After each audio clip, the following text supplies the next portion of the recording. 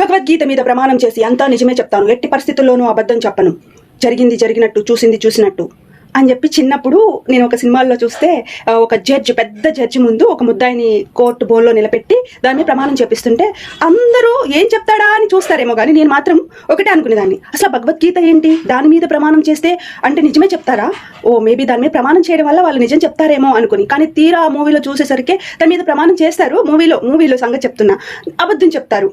అసలు ఎందుకు మరి అలా అబద్ధం చెప్పినప్పుడు దాని మీద ప్రమాణం చేపిస్తారో నాకు అస్సలు అర్థమయ్యేది కాదు. ఇప్పుడు కూడా నాకు అర్థం కావట్లేదు. నా ఒక్క క్వశ్చన్కి ఎవరికైనా ఆన్సర్ తెలిస్తే చెప్పండి ప్లీజ్. భగవద్గీత నాకు పూర్తిగా తెలుసు అని నేను చెప్పను, ఈ అధ్యాయంలో ఇది ఉంటుంది, ఆ అధ్యాయంలో ఇది రాసి ఉంటుంది అని చెప్పి నేను చెప్పను. But basics of Bhagavad Gita I learn from some characters, Karna, Drona, Krishna, Ashwatthama, like భీష్ముడు, Yashoda, everyone has beautiful characters, beautiful. So నేను I learn from some characters some good things, I live from some characters and bad things. So నేను ఏదైతే ఒక క్యారెక్టర్ని నచ్చుతుందో ఆ character గురించి మాత్రానికి పూర్తిగా తెలుసుకుంటాను. సో ఆ క్యారెక్టర్లో నాకు నచ్చింది ఏదో నేను తీసుకుంటాను, అవసరం లేదని వదిలేస్తా. అయితే ఇప్పుడు నేను ఈ కోర్టులో భగవద్గీత గురించి నాకు ఎందుకు ఈ డౌట్ వచ్చింది అంటే, భగవద్గీతలో నేను మొత్తం చదవలేదు, నేను మళ్ళీ చెప్తున్నాను, మొత్తం నేను చదవలేదు, ఏ అధ్యాయంలో ఏం రాసిందో నాకైతే తెలియదు. బట్ చాలామంది ప్రవచనకర్తలు ఉంటారు కదా, లైక్ షాగంటి కోటేశ్వరరావు గారు, నండూరి శ్రీనివాసరావు గారు, నాకు చాలా ఇష్టం వాళ్ళు చెప్పేవి, బాగా వింటాను, రోజుకి ఒక్కటైనా వింటాను అనమాట. సో వాళ్ళు చెప్పిన దాని ప్రకారం మద్యపానం, ధూమపానం, పరాపురుషుణ్ణి మోహించడం, పరస్త్రీని మోహించడం, ఇవి కూడా అధర్మమైన పనులే అని చెప్పి మన గ్రంథాలు చెప్పాయని చెప్పారు. ఓకే, నా డౌట్ ఏంటంటే కేర్ఫుల్గా వినండి. ఒకప్పుడు రాజ్యాలు ఏలే వాళ్ళు రాజులు, శ్రీకృష్ణుడు, శ్రీరాముడు, యుగానికి ఒక రాజులు అన్నట్లుగా నేను అనుకుంటా. లైక్ ఒక యుగానికి శ్రీరాముడు, ఒక యుగానికి శ్రీకృష్ణుడు, సత్యయుగానికి శివుడు ఉంటారు.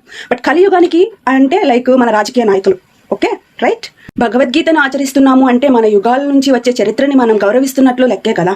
మరి ఆ గ్రంథంలో ఉన్న ప్రతి విషయం తెలిసే ఉండాలి కదా ప్రభుత్వానికి, జడ్జి గారికి తెలిసి ఉండాలి, లాయర్ గారికి తెలిసి ఉండాలి. అందరికీ తెలియకుండానే ఇంత ఉంటుంది, ఇంత లా ఉంటుంది. ఆ బుక్ని తీసుకెళ్ళి ఒక ముద్దాయిని టచ్ చేపిస్తారు. అందులో మద్యపానం హానికరం అని ఉంది. ప్రజలకి ఆ మద్యం తాగితే హానికరం అన్న విషయం తెలియదా? అది అధర్మం కదా. దాన్ని ఎందుకు గవర్నమెంట్ అమ్మడానికి అప్రూవల్ ఇస్తుంది? First question number 1. Question number 2, ఇంటి భార్య అయినా భర్త అయినా వాళ్ళ స్వేచ్ఛకి అనుగుణంగా వాళ్ళకి నచ్చినట్టు వాళ్ళ శారీరక సంబంధాన్ని ఎవరితోనైనా కొనసాగించవచ్చు. ఇది కోర్ట్ ఆర్డర్స్. ఇది భగవద్గీతలో రాసి ఉందా? మరి ఎందుకు ఆ భగవద్గీతని పెట్టి దాని మీద ప్రమాణం చేసి అంతా నిజమే చెప్తా, అబద్ధం చెప్పను అని చెప్పి కోర్టులో ఎందుకు యూజ్ చేస్తారు? మీరే మీకు ఆచరించరు, మీ రూల్స్లోనే మీరు పెట్టరు, ఎందుకు కోర్టులో ఆచరిస్తారు? నాకు అర్థం కావట్లేదు. రీసెంట్గా రాజమండ్రిలో మాల్లో జరిగింది. మద్యపానం సేవించి ఇంకా ఒక్క 1 year అయితే డాక్టర్ అవుతుంది తను. నిజంగా తన వీడియో చూసినప్పుడు నాకు కాంట్ కంట్రోల్ మై టియర్స్. నిజంగా అంత బాధ అనిపించింది నాకు. ఆమె చనిపోయింది. అసలు ఆమెకు ఆమెను చంపిన వాడికి ఏమన్నా పర్సనల్ ఇష్యూస్ ఉన్నాయంటే అది కూడా లేదు. జస్ట్ ఒక మందు తాగి మద్యంలో నేను నాది నన్నెవడు ఎదిరిస్తాడు అనే ఒక ఇగో అహంకారంతో చేసిన తప్పు నెక్స్ట్ జనరేషన్ డాక్టర్ని చంపేసింది. దీనికి కోర్టు ఇచ్చే తీర్పులు అక్కడ పక్కా ప్రూఫ్స్ కనిపిస్తున్నా సరే మళ్ళీ భగవద్గీత మీద ప్రమాణాలు చేసి మద్యం మత్తులో చేశాడు కాబట్టి అదేమంత పెద్ద తప్పు కాదు. రైట్? ఇలాంటి వాటికి అసలు భగవద్గీతలో ఉన్న పాయింట్స్ చదవండి ఫస్ట్.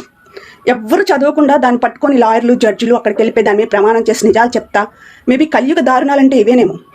లేదు అంటే ఆ భగవద్గీత ఎక్కడ ఉండాలో అక్కడ ఉంచి దాని వాల్యూని పెంచండి. మీ ఇష్టం వచ్చిన రూల్స్ మీరు పాటించండి.